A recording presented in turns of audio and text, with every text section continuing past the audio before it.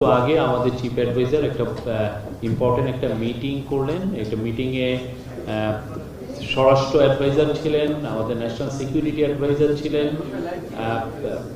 Khodabux Chowdhury special assistant on home affairs উনি ছিলেন, যারা আইন শৃঙ্খলা বাহিনীর প্রধান আইজিপি বাহারুল আলম, কোস্টগার্ডের প্রধান ডিজি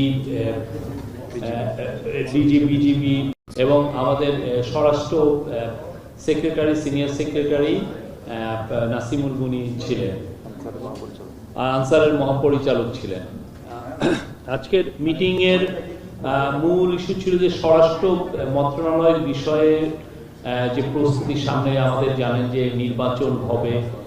নির্বাচনের আমরা দুইটা সম্ভাব্য টাইম জানিয়েছি। একটা হচ্ছে যে স্যার জাতির উদ্দেশ্যে ভোটে জানিয়েছিলেন যে এপ্রিলের প্রথমার্ধে ইলেকশন হবে।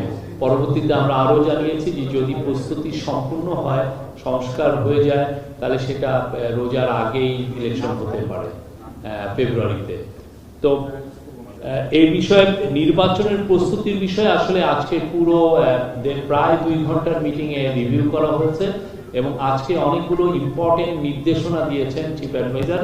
প্রথম নির্দেশনা ছিল যে আইন শৃঙ্খলা বিষয়ক যত প্রস্তুতি নির্বাচনকে ঘিরে সব প্রস্তুতি উনি নিতে বলেছেন বাই ডিসেম্বর।